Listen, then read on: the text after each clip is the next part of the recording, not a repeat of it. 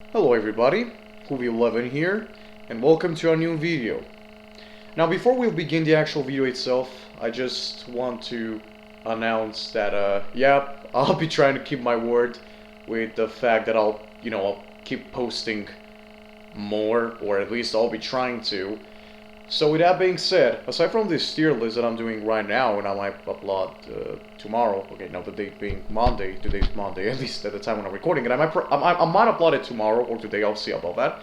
But aside from this video, this weekend, I'll be uploading a video, a special one, so I can really talk about it that much, but I'll be uploading let's say a montage of all the memes that I did in early 2020, as I said in my, in the latest video that I'll be doing something like that. Yeah, I'll be trying to keep my word, and yeah, just wait for that. And not only that video, but next week I'll probably be making that Garmin Homies canceled album video to explain what happened.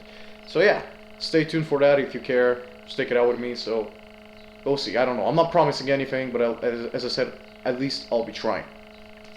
So with that being said, today, as you see from the title, no guys, you're not blind, you're not watching the same video twice. No, I'm going to do another ranking of Korn albums. I know, as crazy as it sounds, and probably nobody would have expected this. I mean, from anything, you would have probably expected me to do a ranking of some other band. But no guys, I'll be doing another ranking of Korn, which also implies that I might also do more rankings in the future. So stay tuned for that. I don't know. I'm not promising again, but yeah, in the foreseeable future, I might do more rankings. But again, I don't know what to say so far. So considering that Requiem, Korn's newest album, came out around 2 months ago, I thought it may be a great opportunity to redo this video. I mean, I made the one in 2019, but that was two years and a half ago, and when I made that, The Nothing was their newest album, so obviously. Now, probably my opinion would also change, because again, that was kind of some time ago. So, let's not make this any longer, and jump straight into it, so. Alright, first we have Korn Untitled, released in 2007. I don't know what to say, guys. To be honest with all of you, I only listened to this album once. Only once. And as you all know, I did listen to it when I uploaded the first ranking in 2019. But I don't think ever since then I actually stood and sat back and relaxed and just listened to the whole thing, because I couldn't. I just couldn't. Whenever I listened to this record, I had to skip a few tracks. I listened to it only once, basically, in its entirety. And I have to say that I was not really a fan of it, not even to this day. Now, I don't know what was its original placement on my original tier list, but I can put it on D tier, because, I mean, it has some pretty nice tracks on it, I'll have to admit. Bet You Got a Problem, I still kind of like that song. But, I mean, even aside from that song, I can't really recall anything really, a song that I could go back to. I suppose Evolution was pretty nice, so was, Kiss was also pretty good. But again, I wouldn't say I would go back to this album. It's not their worst, I'm telling you from now. I don't hate it, I don't think it's their worst thing ever. But it's just not a great album, so for now, I'll probably leave it at C, but again, it's not a very good record. It's not that good. Next we have Untouchables, which is a Korn classic. This is a classic album made by these guys. When I listened to this album initially in 2019, I was kind of hooked, I have to admit that. I loved it quite a lot. And my opinion has not really changed that much on it. I think it's still one of their best albums. This album was kind of different compared to everything they've done in the 90s, because this was the first album they released in the 2000s, and this was kind of different compared to these albums, because it tried to incorporate more electronic elements, and not only that, but Jonathan's vocals kind of started to sound a bit different here. Not that that's a complaint, because I actually kind of liked the approach. I mean, it was fitting with the record itself, so I kind of liked that. But I don't have really that much to say about it. I still think it's a very decent Korn record. Has some really nice tracks. the entire record actually has, aside from 2 or 3 songs, I believe that the entire record is full of bangers. At least, each song has at least a pretty good part, right? Here to Stay, Bottle Up, or I think that's how it was called, Hollow Life, Embrace, yep, Alone I Break, Fatherless, obviously, One More Time. Again, very, very decent record. So because of this, I will put it at A. Next, we have Korn Issues. Korn Issues. Issues. Man, what can I say about this record? So, again, I'll try to be I'll try to bring a bit of context to this. But when I listened to this record for the first time, I was kind of blown. Like, my mind was literally blown away. This shit really blew my mind. I don't know, man, but this record is really a classic. I don't have anything I could probably say other than that. It's just a really fun record. Some really interesting sounds incorporated in here. I like the interludes quite a lot, and I don't know if people dislike or like them particularly, but I personally like them a lot. I like how well they flowed with each other and how natural the progression sounded on this record with all the the tracks. There's absolutely no bad song on this thing. Absolutely no bad song. Falling Away From Me, Trash, Beg For Me, Make Me Bad, Wake Up, Hey Daddy, Someone, No Way, what else? Let's Get This Party Started, and Counting, and Dirty. I think I named all the tracks again besides the interludes. All of these songs are so memorable that they're stuck in my head forever probably. And it's a great record. Follow the Leader, which was a very crazy record for the band. They came up with this masterpiece just a year later, while Jonathan was trying to, I think he was in rehab, if I'm not wrong. He was trying to beat his alcohol addiction, and I think he remained sober ever since. Correct me if I'm wrong. And not only that, but again, it's just a very personal record for him, if I remember correctly. A lot of very, very introspective lyrical content here. A lot of great sounds, man. Again, just a lot of elements, all of the styles blended with Korn's heaviness and catchiness. Just makes this an easy S tier for me. And honestly, it might be my favorite Korn album, but we'll get to that later. Next, we have Follow the Leader, released in 1998. Another new metal classic here. But to be quite blunt with all of you, well, now again, I don't remember what my original ranking was. I'll be honest with you, I kind of forgot almost everything about my original ranking videos. But I'll be real with you, I probably liked it a bit more back in 2019, or when I listened to it initially. I'm not saying it's bad now. I don't think it even aged bad at all, even aside from a few tracks like All in the Family. But I wouldn't say it's that great as I thought it was. I mean, sure, it has some really good moments. I like how can I say, the atmosphere on this record. It's pretty cool, to be honest, and I like how, again, they kind of drifted away from that complete darkness and, I don't know, very, very disturbing atmosphere that let's say Life is Peachy had, which was a very dark record. This album had, well, it was still dark. It was still your typical Korn record. It was a bit more funky, if I could say, like a little bit more upbeat in a way, but still dark. They definitely tried to sound a bit more mainstream on this thing, and again, I have no issue with that. But I just don't really think it's that great of a record. The guitar work is still pretty good here, but I don't know. Sometimes the riffs are kind of boring. And Jonathan really sounds great on this thing. I'm not going to deny it. He sounds really great.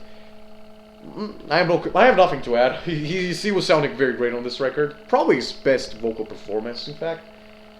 I like Davey Silvera's drums and the bass lines and the guitars. Even though I said they were a little boring at times, they were still good. It was still pretty cool, but not that interesting, to be honest. I'm not really a big fan of the guitar work on this record, but it's still good. But yeah, not a very great record. I mean, I liked almost all the songs. It's On, Freak on a Leash. What else was there? Got the Life. Dead Bodies Everywhere, BBK, Justine, Seed.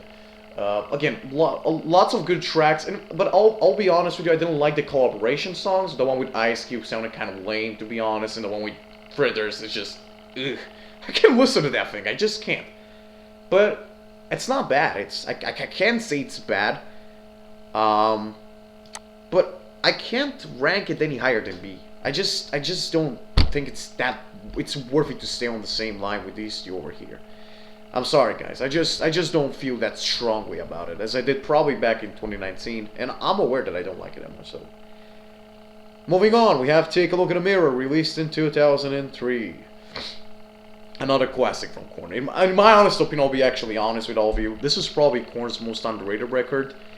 My initial, opinion has not really changed from the one I have today. I still think this is probably their heaviest record, not in terms of tone or atmosphere, like, let's say, Life is Peachy, but rather the sonic sounds of it. Like, sonically, it sounded very heavy and aggressive, but it's not really the context behind it which made it dark. Because, I mean, they were rich by this point, and they had pretty much everything they wanted, but the record itself, the sounds, what it presents itself to be, I'm sorry for babbling, is very heavy. So, and not only that actually, but I like a lot of, they have some really great hooks on this thing, some really nice elements there and here, but again, this is not really that experimental as, let's say, Untouchables or Issues. They just went with straight anger here, in my opinion at least. But I love it for this sole fact, and I'm probably biased, but I still love this record quite a lot. I can't say it's better than, than Issues, but I can probably say it's better than Untouchables and even Follow the Leader. I mean, again, but it's very, very, Untouchables is just behind it, so, yeah, I believe that makes some sense, so let's move on. We have The Path of Totality, released in 2011. I'll be real with you guys. I probably said I listened to it in my original ranking, but I lied to you. I never listened to this whole thing. But from the few songs I heard, Narcissistic Cannibal and Get Up, and there was also one song that I kind of remember, but again, I don't really have a strong opinion about this. Again, back in late 2019, I wasn't a big fan of dubstep, but when around the earlier part of 2020, I kind of started getting deeper into it. I should probably give it another chance because I haven't listened to it. But yeah, I don't know, man. And who knows when I'll do it, considering that I got enough Korn for today after listening to Requiem for 4 times. But I'll say that it's probably, I don't know, I can't really say anything too strongly or negatively about it, but when I listened to it again in 2019, half of the track list, I don't really like it. I should probably give it another try, I don't know, but again, from what I remember, it wasn't a very good record, even now, even when I'm into dubstep and stuff, and even when I listen to Get Up and Narcissistic Cannibal, I don't really enjoy them that much. I like that at least they try to do something else. I definitely appreciate that a lot, but I don't know. I should probably listen to it, so yeah, this is probably not a good take, I'll be real with you, but I'll let you know in the future what I think of it. Korn self-titled. Korn self-titled, man. This album, okay, I don't think I should even discuss this. This album is just, it's the pinnacle of Korn. Now, again, it's kind of hard for me to decide between this and Issues, but probably after I give my opinion about it, I'll see. This album was the first one I listened to fully by these guys, and this was late 2018. I was 14, so it's been quite a while ever since then. But man, I love this record, and I still do. Even to this day, I think it's a really decent. It's a fucking banger, man. It's crazy. I think about it. In 1994. When this thing came out, how did people react to it? How did they think, well, what the hell was this? Would they have probably guessed that this album would change the face of music for the next 10 years? Nobody knew that. Pretty sure nobody had any clue. But still, it was a classic in the even the metal underground. I believe in the '90s, it was still a classic, and a lot of people liked it. In fact, I know a bunch of metalheads that liked and loved this record, but didn't really like their later stuff. So that kind of says something. But man, in my honest opinion, again, I'm probably a little biased, but I just freaking love this thing. All the tracks on this album, probably except a little Helmet in the Bush, even though I love that song too. It's just the weakest. It's kind of the one I skip from time to time. But other than that, all the songs I never skipped them, including Daddy. Even Daddy's great. And I know this sounds wrong, but it's a great song for what it is. But man, everything about this record is great. The production, the vocals, the riffs, the drums, the bass. Everything about it is just it's just pinnacle of Korn in my opinion. Even though, no, actually, there's no way this could have been improved. It's perfect the way it is. I love it, and yeah, everything about it is just great. And I just watched a documentary about this album in particular, and it made me love it a bit more. So, I mean, if you guys want, I could leave the link in the description of that. But man, this is Korn's best album. And yeah, I said when I was done with with ranking issues, I said that I don't know if I like it more than self-titled. Well, yeah, I think I like self-titled a bit more, but again, this could be just bias. I mean, I at this point, I probably like Issues a bit more. It's probably my favorite record. No, actually, it's probably their best record. My bad. But Core Self-Titled is my favorite. You know, that's the thing. So yeah, I don't know. I just like, but a bit more. So yeah, not a big deal. I'm going to read the Requiem at the end. I don't want to give it a review yet because I want to make it a bit more special. So I'm going to skip it for now. Let's move on with See You on the Other Side. Yeah, so when I listened to this album initially, I liked it quite a lot. But over time, I don't know, nah, in fact, I don't like it, man. I just don't like this record. I don't like it. I mean, I tried listening to it again, and I mean, there are a few good songs. I'm not going to complain about that. Souvenir and Liar are very, very, very decent songs. They're pretty freaking decent, and so are, I guess, Twisted Transistor, Politics. I guess Coming Undone is also pretty good. But man, it's just, no. I don't like it that much. I just don't do it. I mean, I liked it quite a bit more when I heard it in 2019. But I just can't go back to this record. I don't like it that much. I don't like the pop elements do not really disturb me. Or they, better said, they wouldn't have disturbed me if they were executed a bit more better. But it just, I don't know, man. I don't like it. I'm not a fan of this record that much. I'm not sure if it's probably their worst record, at least from the ones I heard by far. But man, not a big fan of this, to be quite honest. It's not overly terrible, because I mean, Korn is still one of my favorite bands, so this means that this album still has a few bangers, as I said, but nah, I would rather skip it. Next, we have The Nothing, which came out in 2019. This album, to be honest, blew my mind when I heard it for the first time. I mean, I wouldn't have expected that this album would be so great. When I was waiting for this thing to drop out, I kind of expected that, man, it will have some pretty good songs. But I don't believe that this will really get among my favorites.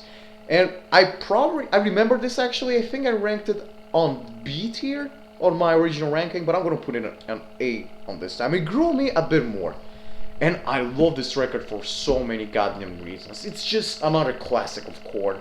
In fact, I might like it a bit more than Untouchables, but I'm not exactly sure about that. This album has pretty much everything I want in a Korn album, but yeah, it could have been a little better. Like if it would have had the songwriting of Issues or subtitle, it would have probably been on right here. But yeah, that's not the case. But still, I have to say that it's a really decent record. The fact that this was released after Jonathan's wife and mother passed away, and he was not in a great place mentally. You obviously can hear this man cry and rage on this record quite a lot, and frankly, that's art. That's what I call art. It's emotions. It's pure emotions poured in, which a lot of newer Korn albums kind of seem to lack. So this was obviously a breath of fresh air. And I'm sorry for babbling, but yeah. Uh, and I mean, the guitarists were also really great. There's some really heavy freaking tracks on this thing. I'm thinking of Harder. Harder is a very heavy song, and Cold too. The drumming is what I'm not really a fan of, to be honest. It's kind of not the same punchy, or, you know, I don't know. It doesn't sound the same as when David Silveira was playing the band, but I think it kind of fits. You know, I don't really imagine David Silveira's drumming in this record, so it's probably better this way. And there are some parts where you can feel this bass, but yeah. Man, I honestly don't think this is one of my favorite records of all time, but as far as Korn goes, this is as far as Korn goes, this is definitely one of their best records. And honestly, I could have ranked it a bit higher, but again, I'm probably just biased because I like Untouchables and a bit more. But yeah, it's a very great record. I really liked it, and even back in 2019, I was kind of, as I said, I was surprised by how good it was. So yeah, 8 here. Next, we have Serenity of Suffering, which came out in 2016. I listened to this thing fully, actually, for the first time in late 2019, and I liked it. I liked it quite a lot, but I wouldn't say I liked it more than any of these albums right here. So, I mean, it had some really great moments, some really great tracks, and it was their best album since Take a Look in the Mirror at that point. Because The Nothing is their best album since Take a Look in the Mirror, at least for now, for me. But, man, songs like Insane, Black as a Soul, Rotting in Vain, A Different World, Everything Falls Apart. Next in Line is also very underrated. All these songs made me say that this is a very, very decent record overall. Very, very good, to be honest. But yeah, I don't have much else to say about it, so let's move on. Korn 3. I know this will sound crazy, but I still have not listened to this thing fully. I still have not listened to it in its entirety. Who knows when I'll do it? I don't know. I fucking have no idea. But I actually listened to it for more than half of, let's say, around 70% of the record. And I'll say that this thing was pretty fucking boring. I mean, okay, it's probably not fair to talk about it considering I've not listened to it in its entirety. But this was fairly boring. This wasn't terrible or anything, but it just wasn't that great. So, yeah, I mean, All Dale was pretty good, but that's it. Other than that, I don't remember many of the tracks. But yeah, in fact, I'm going to put it, I'm going to put this thing here. And okay, it's better this way. I just didn't really like this thing. It was boring. I probably should have listened to it, and I mean, when I did this was in 2020, I believe. I should probably listen to it, but for now, I'm not a huge fan of it. The Paradigm Shift. I listened to this album in 2021. This was the last album I heard by these guys before Requiem dropped out. And to be quite honest with all of you, this was not a bad listen at all. But it wasn't a very great album at the same time. I'll leave it on beat here. It has some very decent moments, some very great songs here and there. Spike in My Veins, Punishment Time. What else was there? Pray For Me was also pretty good. Again, there's some songs which I kind of remember, but it's just that. It's not really a very interesting record. It doesn't really go anywhere, you know. In fact, no. It was a bit better, so I'll leave it there. But yeah, it didn't particularly go anywhere. It just kind of seemed to drag on and on. So yeah, it's okay. It's still better than these records right here, but it's just an average album, to be honest. And next we have Life is Peachy. Did my opinions change for this record? Do I like it more? Do I like it less now? To be honest, I don't really see myself going back to it that much right now. I don't really connect with it as much as I did back in 2019. But I still like it a bit more than Take a Look in the Mirror, so I'm going to leave it here. It's still an S tier album for me personally. I think I still think it's a classic new metal record. But no, it can be the classics right here. Self-Titled and Issues will always remain my favorites, and I highly doubt they will ever change. But starting with Life is Peachy, things get a little fuzzy. They might get changed and all. But man, Life is Peachy is not a bad record, as I said. Twist, Chi, Lost, Swallow, Good God, Cunt. What else was there? Adidas, Kill You, Acid. Okay, there are a few songs here and there which I didn't really like, but again, it's starting with this album, almost all the albums right here, they all have some songs I don't like. Again, except self-titled and Issues, both of these albums have very great tracks from beginning to end, but starting with Life is Peachy, all of the albums have some songs that I don't particularly like. But still, Life is Peachy has some very big hikes, which makes me put it on ends just behind Issues. It's just a great record. It's full of rage. It's full of pain, anger. It's their darkest record, as I said. And I'm pretty sure the band members were high on drugs and shit. Probably alcohol too. You can definitely hear it. This is probably Jonathan's angriest vocal performance I've considered. It's probably the best in terms of metal vocals, if you know what I mean. Or I don't know how to explain. But in terms of melodic or singing vocals, as I said, he probably peaked around Follow the Leader, Issues, or Untouchables around that era. But as screaming or metal, or the things are just like, you know what I mean? He started out really good. Not saying that he got worse over time, but he was a little better in self-titled and Life is Peachy era. But now we got to the thing you've all been waiting for, Requiem.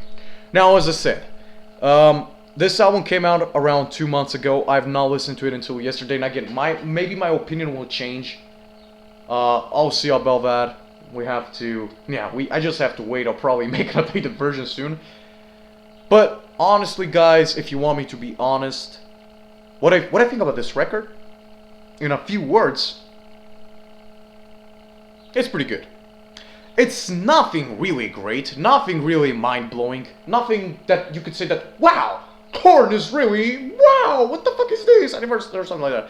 No, it's not that good, but it's not bad. I mean, it's pretty nice. I mean, songs like Lost in the Grandeur, which I swear to God I have it stuck in my head even right now. I can hear the chords playing in my head. It's always be the same. So, or how was it? I forgot. But I have the melody in my head. So yeah, that song really is stuck in my head. I adore Lost in the Grandeur. In fact, it might be my top 20 Korn songs. Lost in the Grandeur, Forgotten, Let the Dark Do the Rest. I think that's how the second track was called. Correct me if I'm wrong. I'll let you know later. Starter Healing is pretty good. I wouldn't say it was bad, but I just didn't really like it that much. I like the bridge of it, but I don't know, the rest of the track just didn't do it for me. I don't know, I didn't like it that much. As I said, Lost in Grandeur, that was the best song of the record. Disconnect was also really great. I liked the chorus. I liked it quite a lot. Now here comes the issues a bit. The 6th and the 7th track were pretty boring to me. I don't recall anything happening on these two. I even forgot the names. I don't like them that much, to be honest. I don't like them. They were not bad, but I didn't like them that much. Just forgettable. And I forgot the names of the last 2 tracks as well. I think I don't know. I forgot the names, to be honest. The 8th track had a pretty solid riff. The probably has one of the best riffs on the record, in fact. But other than that, the chorus and all the elements of the song just didn't really appeal to me.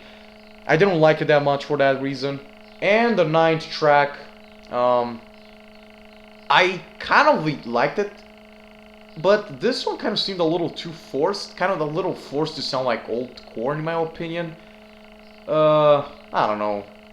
I mean, it was still pretty goddamn nice. I liked the outro. I liked the chorus was pretty good. Overall, very decent song, but pretty forgettable. I don't know, nothing really delivered here. But man, Curse, Lost in the Grandeur, and Forgotten, and let's start the healing again.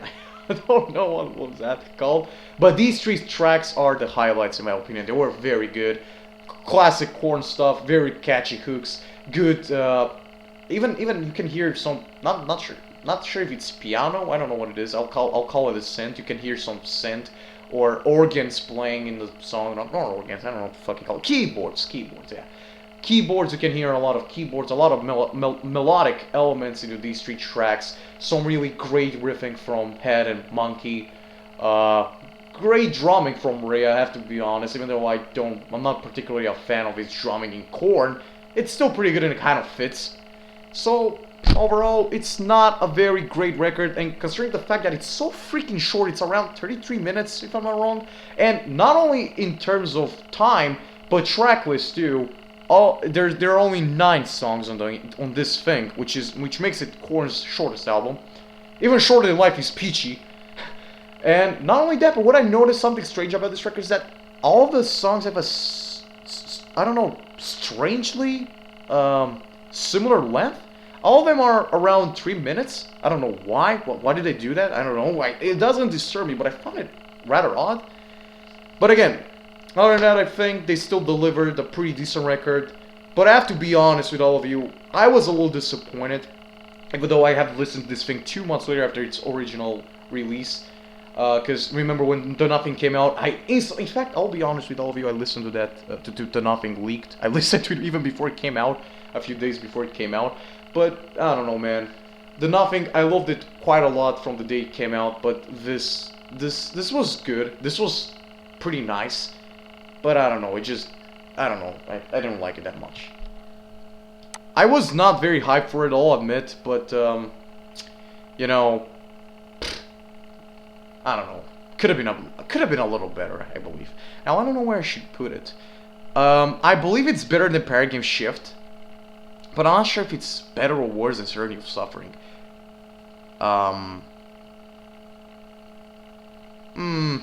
It's probably because it's fresh. I probably like it a bit more than Serenity of Suffering, but I don't know.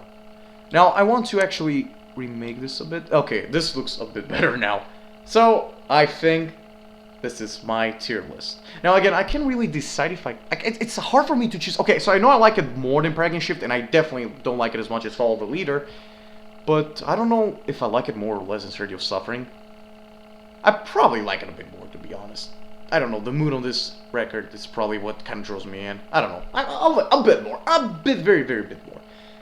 So, ladies and gentlemen, this is my tier list, Korn albums.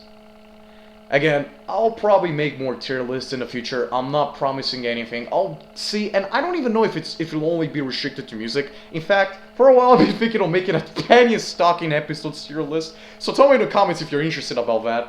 I want to do whatever I feel like doing. So again, stick with me if you want to see other tier lists or if you love hearing me talk about shit. Again, stick out with me, and I don't know what else I can say. If you like this video, please like, subscribe, and again, check out my my tier list playlist, because I have a few more videos. I have one with Slipknot songs ranked, and I can't wait. Oh, by the way, just a minor side note, I can't wait for the new Slipknot record to drop out so I can do a ranking of their albums. But until then, we'll see. I have another one with again with Korn's initial. Man, I said initial for so many times in this video. With Korn's first ranking on my channel, the first ranking I did with the albums. Another one with new metal bands ranked, and another one with System of a Down albums ranked. So again, if you're interested, stick out with me. I'll probably make more tier lists, probably next week or when this, spring vacation comes in 2 or 3 weeks.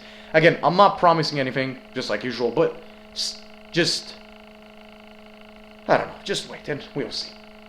But anyway, guys, thanks for watching, and take care of yourselves. Goodbye.